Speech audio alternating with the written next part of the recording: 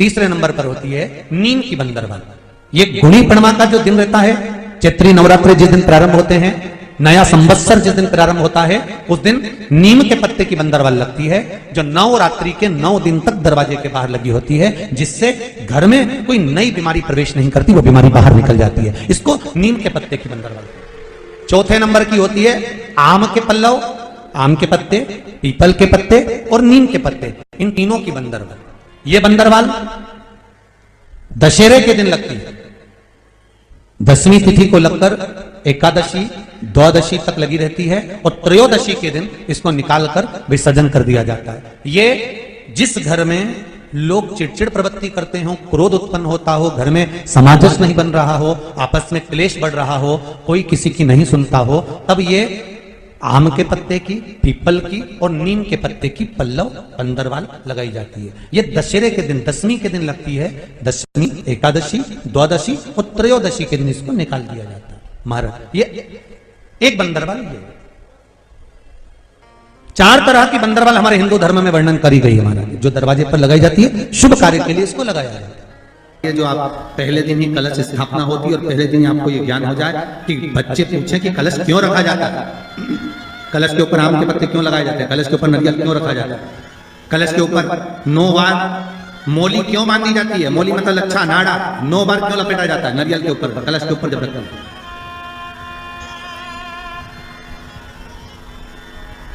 कलश के ऊपर जब जब श्रीफल रखाता है, नारियल रखाता है, तो उस पर 5 बार 7 बार मोली नहीं लपेटी जाएगी, तो 9 ही बार लपेटी जाएगी। 5 या 7 बार लपेटते हैं तो कहते हैं कि लक्ष्मी की छिन्नता होती है, और वो 9 बार लपेटी जाती है तो भरपूर लक्ष्मी का भंडार भरती है। क्यों क्यों कहते हैं उसे? भगवान कुंभ का निर्माण कर रहे हैं, भगवान कलश का निर्माण कर रहे हैं, और भगवान स्वयं ब्रह्मदेव कर रहे हैं कि आप ऐसा निर्माण कर दो जिसमें 33 कोटि देवता स्वतः विराजमान हो जाए। तो भगवान ने उस कलश का निर्माण कर दिया। अब कलश का निर्माण करा तो स्वयं भगवान ब्रह्मदेव बोले, प्रभु इस कलश के अंदर मेरा स्थान कहां है, मेरा स्थान कहां है?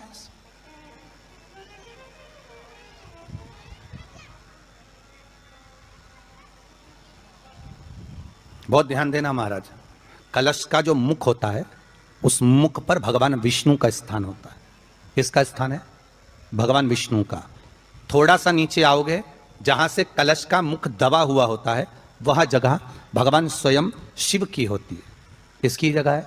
भगवान शंकर की। कलश का अग्रभाग, नीचे का भाग जहां से फैला हुआ होता है, वहां ब्रह्मा का आधिपत्य स्थापित होता है। फिर कलश का जो नीचे का भाग होता है, वो भगवान शिव और शक्ति का स्थान होता है। कलश के बाहरी भाग में, जहां पर बाहर का हिस्सा होता है, उस कलश के बाहरी भाग में 33 कोटि देवताओं को भगवान शंकर ने लाकर विराजमान किया होता है। महाराज भगवान शंकर 33 कोटि देवताओं को निमंत्रण देकर उस कलश में विराजमान कर दिया। कितना सुंदर लिखा है देवी भागवत के अंदर कि जहां कलश की स्थापना होती है, उस जगह पर किसी देवताओं को बुलाने की जरूरत नहीं होती। 33 कोटि देवता उस जगह पर स्वतः विराजमान हो जाते हैं। स्वयं 33 कोटि देवता स्वयं वहां विराजमान।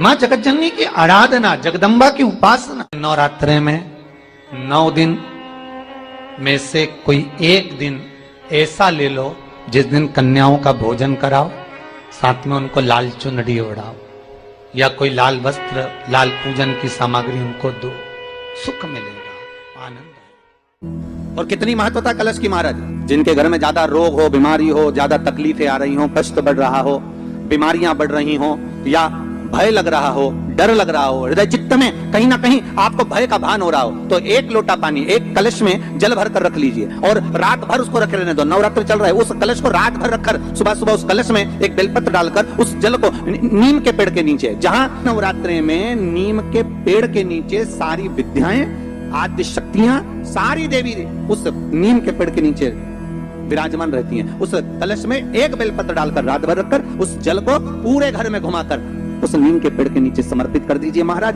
घर में भय लगना बंद हो जाएगा, कोई बड़ी बीमारी आपको घेरेगी नहीं, और उस बीमारी से, उस रोग से आप मुक्त रहेंगे। उस बीमारी से, उस रोग से आप मुक्त पाएंगे। वो बीमारी आपको घेर, कलश का नवरात्रे में देवी जी की जो बाती लगाई जाती है वो लंबी लगाई जाती है, गोल नहीं।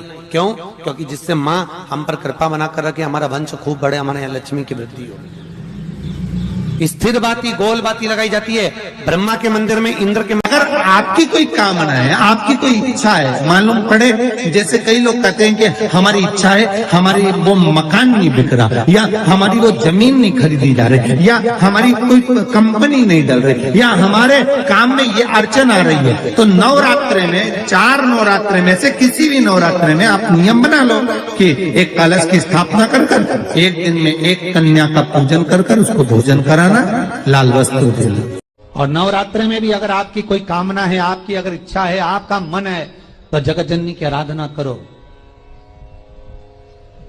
पति और पत्नी में अगर क्लेश है तो जगदम्बा के मंदिर में मक्खन चढ़ाओ, प्रेम बढ़ जाएगा। आपको लगता है कि पति कोई अन्य स्त्री से लगा हुआ है या परिवार टूट रहा है, तलाक तक पहुंच गया है, तो माता के मंदिर में आप ध्वजा लगवाइए, उस ध्वजा पर मक्खन लगाकर लगवाइए, आपको लाभ मिलेगा। पितृदोष है, एक चावल का दाना घर में से लीजिए, हथेली पर रखिए, पानी का जो मटका होता है, हंडा होता है, पानी का जो मटका है, हंडा है, जहां पर रसोई घर में तुम पानी रखते हो, उस हंडे के पास में, मटके के पास में उस चावल के दाने को लेकर जाइए, अपने पितरों का स्मरण कर कर स्वधा स्वधा स्वधा स्वधा स्वधा 5 बार बोलकर शंकर भगवान के शिवलिंग पर, तुम्हारे घर में शिवलिंग हो तो घर में, और अगर मंदिर में शिवलिंग हो तो जिसके यहाँ पर माता रानी की जोत जलती है उसके घर का दरवाजा बंद, अर्थात जिस कक्ष में जोत जली उसका दरवाजा बंद नहीं होता।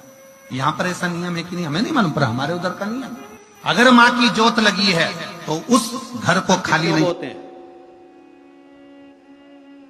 उसको बोने का कारण क्या है? केवल कोई कहे कि हम ठाकुर जी को भजते हैं, भगवान कृष्ण को भजते हैं, कोई कहे हम तिरुपति बालाजी को, नारायण को भजते हैं, कोई कहता है कि हम हरि विठल को, पांडुरंगा को भजते हैं, हमारे यहाँ हाँ हम इनको भजते हैं तो जवारे नहीं बोते। ना ना, पुष्टि मार्गी है, ठाकुर जी की सेवा करने वाला है, उसके यहाँ भी ये 9 दिन जवारे बोए जाते हैं। रामानुज संप्रदाय से जुड़ा हुआ है, नारायण की पूजन कर रहा है, उसके घर में भी जवारे बोए जाते हैं। पांडुरंगा हरि विठल की उपासना कर रहा है, उसके घर में भी जवारे बोए जाते हैं। जवारे का महत्व हमारे यहाँ शास्त्र कहता है। क्या महत्व है उसका, क्या फल है उसका? महाराज, जब देवी माता ने दुर्गा भवानी को पंचायत में बुलाया गया, शिव पंचायत में मां दुर्गा बैठी हुई है, और शिव पंचायत में जब दुर्गा भवानी बैठी, उपद्रवियों ने उपद्रव मचाया, अहंकारियों ने अहंकार मचाया, असुरों ने, राक्षसों ने हाहाकार मचाना प्रारंभ करा। तब उस समय पर देवाधिदेव महादेव माता पार्वती को देखकर, दुर्गा भवानी को देखकर मुस्कुरा रहे थे। केवल शिव मुस्कुरा रहे हैं, पार्वती को देखकर, दुर्गा भवानी को देखकर, मां जगत जननी को देखकर केवल मुस्कुरा रहे हैं। तब देवता सूर्य नारायण ने भगवान शिव जी को देखकर हाथ जोड़कर प्रार्थना करी। भास्कर देव बोले, सूर्य नारायण बोले, बाबा मेरे मन के संशय को मिटा दीजिए। शिव जी ने पूछा क्या काम है? बोलो क्या चाहते हो? शंकर भगवान से सूर्य देव, भास्कर देव कहते हैं, प्रभु आपके मुस्कुराने का कारण क्या? भारत की भूमि पर जितनी जगह पर भी आप लोग कथा सुन रहे हो, आस्था चैनल पर, फेसबुक, यूट्यूब पर जितने लोग कथा सुन रहे हो, बड़े ध्यान से सुनना कि जवारे क्यों बोए जाते हैं। नवरात्रि में जवारे की महत्वता क्यों होती है,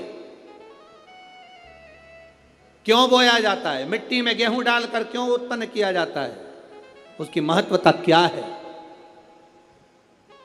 सूर्य नारायण पूछ रहे हैं भगवान देवाधिदेव महादेव से, आप दुर्गा भवानी को देखकर मुस्कुराए, आप हंसे हैं, आपके चेहरे पर प्रसन्नता आई है,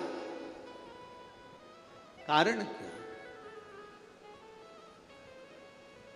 और महाराज देवाधिदेव महादेव ने कहा, यहां भगवान विष्णु, गणेश जी, भास्कर देव, आप सब बैठे हो। असुरों ने आक्रमण कर दिया, असुरों ने आक्रमण करा है, और वह असुर आक्रमण कर दिए हैं, तो वो असुर प्रवेश कर रहे हैं, उपद्रव मचाकर हाहाकार कर कर नष्ट करने वाले हैं इस पूरी पृथ्वी को। तो फिर उसको बचाएगा कौन, कैसे बचेगा? शिव जी ने कहा चिंता मत करो। दुर्गा ने अपने केश का स्मरण किया, एक केश को माता पार्वती जी ने अपने हाथों से छुआ, छूते ही एक कुंड में सुंदर जवारे उत्पन्न हुए हैं। जब तक वो जवारे बड़े नहीं हो जाते, जब तक वो जवारे थोड़े प्रबल नहीं हो जाते, तब तक एक भी असुर प्रवेश नहीं कर सकता, हाहाकार नहीं मचा सकता और अंदर आ नहीं सकता। शिव महापुराण की कथा कहती है, जवारे जिसके यहाँ बोए जाते हैं, जवारे का, आप लोग कहते हैं कहीं पर देवी जी बैठी हैं, किसी के यहाँ मिट्टी की मूर्ति आई, 21 फीट की, 41 फीट की, 15 फीट की, 10 फीट की, 25 फीट की देवी जी की प्रतिमा स्थापना हुई। लोग कहते हैं हम देवी जी का दर्शन करने जा रहे हैं, दुर्गा जी का दर्शन करने जा रहे हैं। शिव महापुराण की कथा कहती है वो दुर्गा जी का दर्शन नहीं, देवी का दर्शन नहीं। नवरात्रे में जहां जवारे बोए जाते हैं वहां मात्र आप पांव रखते हैं तो अपने घर में से क्लेश दूर हट जाता है, अहंकार दूर हट जाता है, अभिमतता दूर हट जाती है, तकलीफें दूर हट जाती है। जिसके घर में जवारे बोए जाते हैं वहां से अहंकार, काम, लोभ, आसक्ति, वासना, तृष्णा और दुख, तकलीफें दूर हट जाती है। तो जवारे का मूल का तत्व आनंद, सुख है। महाराज उसको समझने वाला समझ सकता। जिसके यहाँ पर माता रानी की जोत जलती है उसके घर का दरवाजा बंद, अर्थात जिस कक्ष में जोत जली उसका दरवाजा बंद नहीं होता। यहाँ पर ऐसा नियम है कि नहीं हमें नहीं मालूम, पर हमारे उधर का नियम, अगर माँ की जोत लगी है तो उस घर को खाली नहीं